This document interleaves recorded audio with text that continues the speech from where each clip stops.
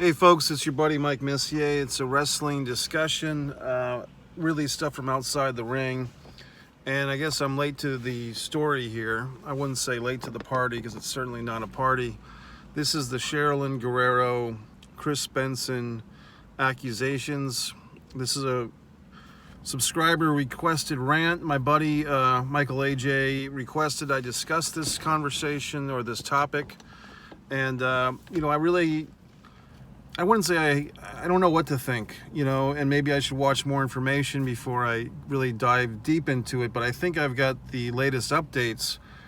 For those of you that don't know, and like I said, this story is 2 weeks old, but apparently Sherilyn Guerrero, the 27-year-old daughter of Eddie Guerrero, she's never wrestled apparently, but she's an Instagrammer, and she's, building a following and so forth, and she came out about 2 weeks ago, I guess, with accusations that her current stepfather, so the man that married Vicky Guerrero, who we've all seen on TV after Eddie passed away. I'm not sure where Eddie and this gentleman, Chris Benson, got married, if he is in fact a gentleman, I should clarify.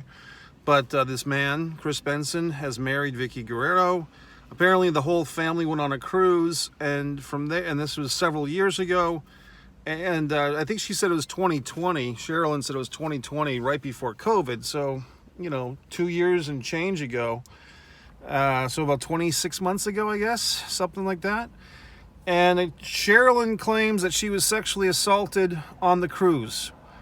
And she did this video. I believe I saw the whole thing just now on YouTube. Somebody uploaded it. She did have a lot of breaks in the thing. I'm not a TikTok guy, in case you're looking for me on TikTok. I'm not a TikToker, and stuff like this is kind of why I stay away from TikTok. It seems like, the dirty laundry of the internet, and YouTube and Facebook and everything else, Twitter, it's all bad enough, and TikTok seems like the worst of it. And I don't dance, so I don't want to be on TikTok, okay? And I don't like watching other people dance. I'm not a dance individual. Besides, Saturday Night Fever. But in any event, she's talking in this video. I don't mean to make light of the situation. I'm watching this video, and my initial thoughts are, I don't know if she's telling the truth or not.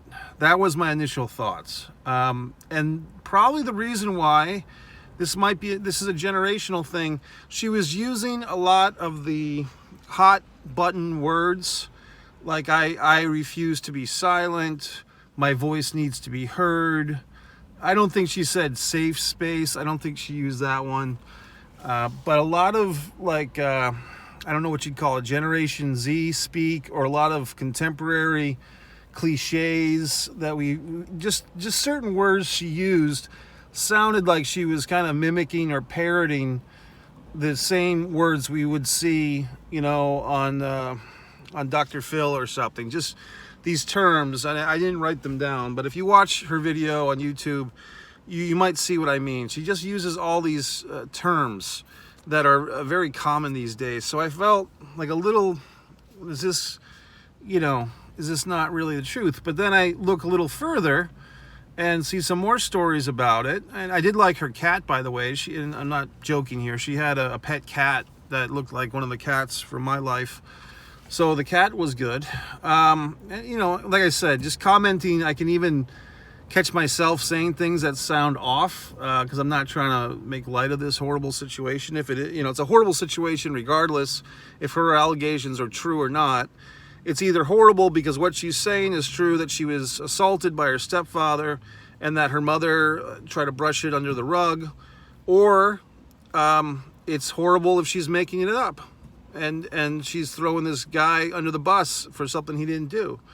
And this is why I hate when, people use the court of public opinion for things like this. And that's why, social media is this dragon out of the fucking, box that can't be controlled. The toothpaste is out of the fucking toothpaste fucking whatever the fuck. What do you call it? A toothpaste container?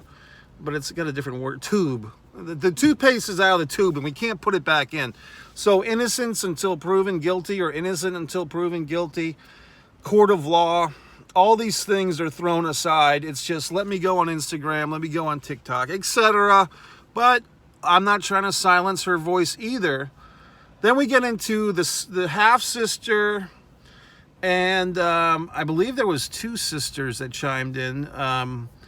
Was it Shauna Guerrero, the one that did wrestle, the other wrestler, Shauna Guerrero. I'm getting her name, Rochelle Guerrero. Sorry.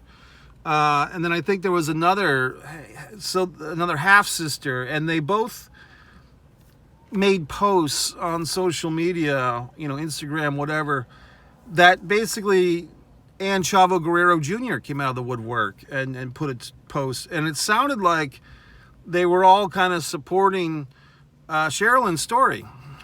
And this is where I might see a little bit of nuance that I don't think, and Vicky Guerrero has come out publicly and denied it, and said that not only is this story about her husband false, basically sexually assaulting her own daughter, but that Sherilyn was also claiming to be sexually assaulted on the cruise by a bunch of guys and was drunk, Vicky's really throwing her own daughter under the bus. But if she feels like her husband's been, unfairly accused of a horrible crime that he did not do, can you blame Vicky for losing her cool? It's a messy situation, and that's why family dynamics can get really disturbing really quick. And I think that it's also part of society, not to be on the same soapbox, but when people air their dirty laundry, it can get really bad really quick. And I'm not saying she should be silent, Sherilyn, but now, because she's made these accusations publicly and she's used her stepfather's name, and even if she didn't, people could figure it out. Vicky Guerrero is now saying that they're seeking legal counsel, basically Vicky and her husband, and they're going to take Vicky's daughter, Sherilyn, to court. So I don't know if that would be for slander or for what. And, these things take time. So, this story came out 2 weeks ago. I just checked for the latest updates. There doesn't really seem to be too many updates, except everybody's chimed in from the Guerrero family. I really knew nothing about it until Michael A.J. Norris contacted me. And just for the record, I have no association with the Guerrero family except as a fan from afar. And I remember I was at that, I think it was either a Raw or a SmackDown, where Eddie Guerrero, I believe he wrestled JBL in a steel cage match in Providence for the World Heavyweight title. And so that would actually be the WWE, Bruno belt, basically. And Kurt Angle came out in the mask and blah, blah, blah. So I saw Eddie Guerrero wrestle several times, was a big fan. He's not in my, top 5 favorite wrestlers of all time, but he's up there. I have a lot of respect for the whole Guerrero family. Hector, Mondo, Chavo Sr., Chavo Classic, all the Guerreros I have respect for as wrestlers. I hate to see this situation. And, it's difficult because you want to believe all women was the catchphrase a few years ago. But then, unfortunately, several stories came out where several women lied. And even in cases where other women were telling the truth, I believe there was a Bill Cosby accuser, one of these women that was kind of famous for being famous. She was a judge on maybe the fashion show, America's Next Top Model, whatever that lady's name is. But she made accusations against Cosby, and then later I think she said that she either made them up entirely or she exaggerated. But of course, there's a lot of evidence that Cosby did do stuff. But at the same time, he was imprisoned and then he was released because, that whole story. I listened to if you're interested, what was it called? There was a podcast, I think called it was called Following Cosby or Chasing Cosby or something. That was about the whole thing that I listened to during the early stages of the pandemic. Very interesting stuff. I think it was called Chasing Cosby. And it was about not only the allegations against Cosby. He did this Larry King interview where he said something very foul way back when in the 80s. And then the comedian kind of, told these jokes about Cosby and all this stuff. So I'm going off topic here, but I'm just saying, yes, we'd like to believe all women, but unfortunately, some women have besmirched other women that have legitimate claims. And that's really the worst thing, that when somebody makes a false claim, who are they really hurting? They're hurting the person they're accusing. They're hurting themselves. And they're also hurting women in the past and in the future, or men in the past or the future that have made similar claims. And because the more people that make false claims, society has less sympathy for the people that are making real claims. It's the same thing when you see homeless people. And I was interested in Trump's thing last night, talking about the homeless. I wish he would have said something like that when he was actually president. But when Trump's talking about the homeless people, you feel for people when you see them. Like last week, I was in Orlando and I saw what appeared to be a family, homeless. There was 2 little girls with the homeless mom. It was really sad. But then you see these guys that look perfectly capable of getting work, and they're carrying signs every day. And you're like, okay, who's the faker, who's not? And that's the problem with both homeless situations. You don't know who you should donate your money to. I say donate your money online or through reputable organizations, because you just never know. I think it's dangerous to roll down your window for people, to be honest with you, because you just don't know what the hell's going to happen. You roll down your window, you're very vulnerable. You're sitting in your car and someone's standing above you. That's not a position I want to be in. So that's it, folks. These are my thoughts, and I just feel like it is what it is. I feel bad for people that are truly victims of sexual assault. I feel bad, regardless of who's telling the truth or not. I feel bad for the whole Guerrero family.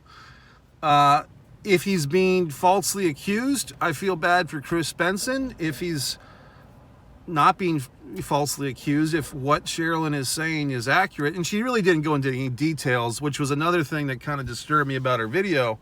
Not that she has to, but if she doesn't have to go into any details, but why is she doing this video unless she wants people to chime in? You know what I mean?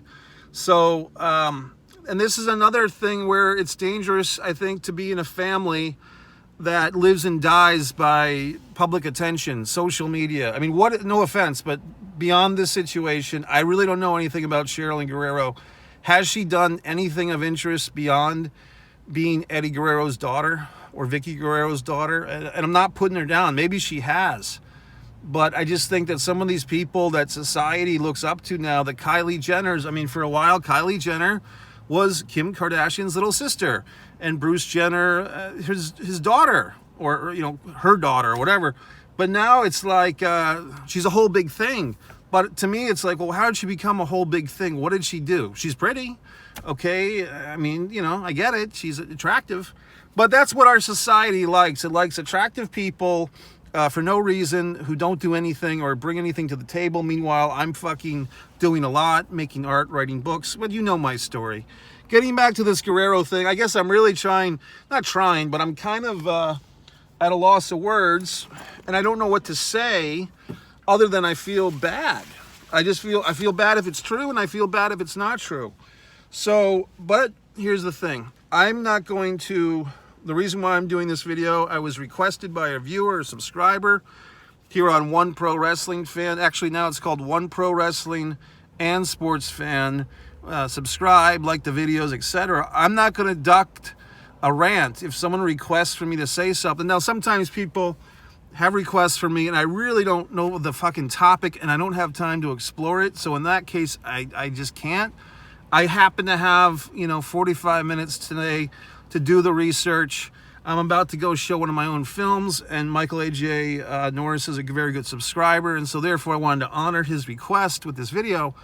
But if you're looking for answers, I have none. There's like some spin on the old Roddy Piper thing. Just when you think you have all the answers, I change the questions. Well, today, just when you think I'd have all the answers, I don't have any answers. I just have questions. But in any event, I'm hoping that this whole thing works out. I'm not sure if Sherilyn Guerrero ever contacted the authorities. The word from, I think, her and one of the half-sister is that the family all went to therapy. Vicky says that her husband, Chris, bought Sherilyn a car. Was that before or after this scenario?